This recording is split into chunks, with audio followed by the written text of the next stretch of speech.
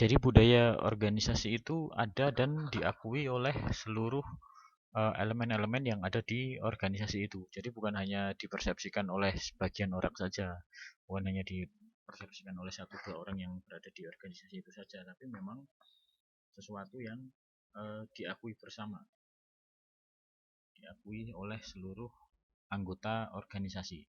Jadi ini bisa menjadi alasan kita juga untuk memasuki suatu organisasi tertentu. Kita akan menjadi enjoy kalau kita cocok dengan budayanya. Misalkan kita berjiwa katakanlah milenial dan kreatif. Jadi carilah atau mungkin akan cocok ke industri-industri kreatif, semisal advertising, kemudian apa namanya broadcasting dan lain sebagainya. Tapi tergantung minat masing-masing juga ya. Nah, itulah pentingnya budaya organisasi, dan budaya organisasi ini tentu saja bisa untuk meningkatkan produktivitas seseorang yang nyaman berada di suatu lingkungan yang sesuai dengan budayanya, maka dia akan cenderung lebih produktif. Hampir semua organisasi memiliki budaya organisasinya sendiri, hanya saja yang membedakan apakah suatu organisasi itu memiliki budaya yang kuat atau lemah. Jadi budaya yang kuat itu adalah eh, budaya dalam suatu organisasi diterapkan secara mendalam dan luas, misalkan religiosity. Jadi religiositas dalam suatu organisasi itu diterapkan secara menyeluruh dan dalam, itu kalau budayanya kuat. Dan budaya organisasi ini memiliki pengaruh yang kuat terhadap anggota-anggotanya. Apa yang membedakan kuat dan lemah? Jika kita misalkan berada dalam suatu organisasi yang budaya organisasinya kuat, maka akan cenderung banyak sekali apa namanya notifikasi yang kita terima kalau misalkan kita tidak berjalan sesuai dengan budaya organisasi itu. Misalkan kita menyimpang sedikit di suatu perusahaan yang budaya organisasinya kuat, apakah itu misalkan kreatif, apakah misalkan itu religius, apakah misalkan itu formal dan lain sebagainya. Jika kita menyimpang sedikit saja, maka akan banyak sekali atau ada notifikasi-notifikasi yang langsung mengingatkan kita, entah itu dari sesama rekan kerja, dari atasan dan lain sebagainya. Tapi kalau budaya organisasi yang lama, misalkan sudah dicanangkan bahwa organisasi ini kreatif, organisasi ini harus religius dan lain sebagainya. Tapi kalau itu tertanam secara lemah, maka penyimpangan-penyimpangan yang ada di situ juga relatif bisa untuk ditoleransi. Apa yang mempengaruhi kuat atau lemahnya budaya suatu organisasi? Yang pertama tentu saja ukuran organisasi. Semakin besar suatu organisasi, biasanya budayanya akan semakin lemah karena mengontrol orang sedemikian banyak relatif lebih sulit daripada mengontrol suatu organisasi yang kecil. Yang kecil semuanya kelihatan, semuanya diawasi, tapi tidak dengan organisasi yang besar. Penyimpangan cenderung lebih mungkin terjadi. Nah, kemudian faktor selanjutnya yang mempengaruhi adalah usia dari organisasi itu sendiri. Kalau misalkan saya punya perusahaan dan saya tanamkan bahwa perusahaan saya itu harus religius, dan perusahaan itu tentunya adalah warisan ya karena sudah tua. Itu berjalan sejak ayah saya misalkan seperti itu. Dari dulu organisasi ini sangat-sangat religius. Maka sekarang pada masanya budaya organisasi akan tertanam sangat kuat karena sudah lama sekali. Dan selama itu pula segala macam penyimpangan yang terjadi akan dikoreksi. Berbeda dengan organisasi yang masih relatif muda.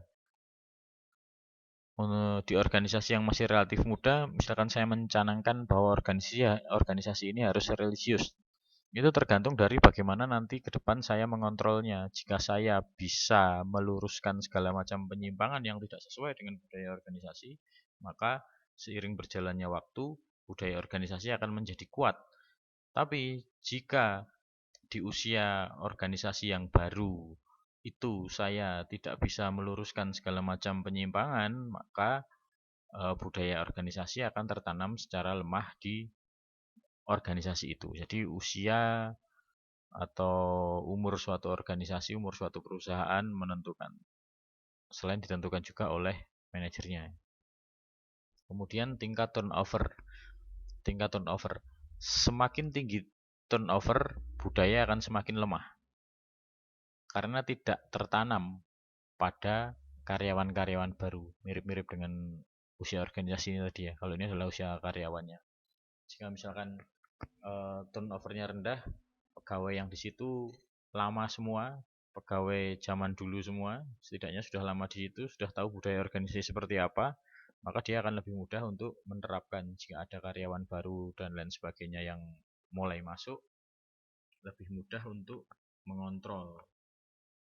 Tapi jika tingkat turnovernya tinggi, di mana semua karyawan adalah karyawan baru, meskipun organisasinya lama, tapi semua karyawan adalah karyawan baru, dan di situ kehilangan kemampuan untuk kontrol, maka budaya organisasinya akan menjadi lemah. Gitu. Jadi tingkat turnover karyawan mempengaruhi. Kemudian kekuatan dari budaya organisasi itu sendiri. Suatu perusahaan sejak awal dikendalikan atau diisi oleh orang-orang yang diharapkan sesuai dengan operasional perusahaan. Jika sejak awal orang-orang tersebut bisa terrekrut, maka dari mulai awal organisasi itu berdiri bisa dipastikan budaya lebih mudah untuk diterapkan. Namun jika dari awal budaya yang disepakati atau budaya yang ingin ditanamkan itu sudah tidak disepakati dulu, maka budayanya akan menjadi lemah karena dari awal banyak yang nggak setuju, katakanlah seperti itu. Itulah pentingnya proses rekrutmen orang-orang yang tepat, bukan hanya dalam melakukan pekerjaan di organisasi, tapi juga mempunyai budaya organisasi yang sama. Kemudian selanjutnya adalah bagaimana kejelasan budaya itu. Jadi kalau misalkan religius, jelas bahwa kita akan sereligius apa gitu misalkan. Harus jelas. Jadi ada tingkatan-tingkatan, misalkan meskipun religius ada beberapa yang bisa bukan dilanggar tapi katakanlah ditoleransi gitu ya. Ada beberapa yang bisa ditoleransi. Jelas tidaknya, boleh tidaknya tidak dipahami bersama. Jadi orang akan berpersepsi sendiri-sendiri. Orang akan mempunyai persepsinya sendiri-sendiri terhadap budaya organisasi yang ada. Apa pentingnya kita mempelajari budaya organisasi ini? Jadi kita tahu kita sekarang berada di organisasi apa, kita sekarang berada di organisasi yang mana. Tentu setiap orang ingin sukses di tempatnya masing-masing. Apapun kendala yang mereka hadapi, ya kan. Nah, salah satu caranya adalah dengan menyesuaikan diri kita dengan budaya organisasi yang berada di organisasi yang sedang kita tempati.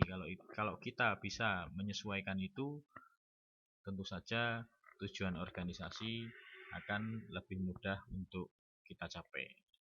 Ini saya rasa yang kita pelajari pada pertemuan kali ini tentang budaya organisasi. Akan kita lanjutkan di pertemuan berikutnya. Demikian, terima kasih. Assalamualaikum warahmatullahi wabarakatuh.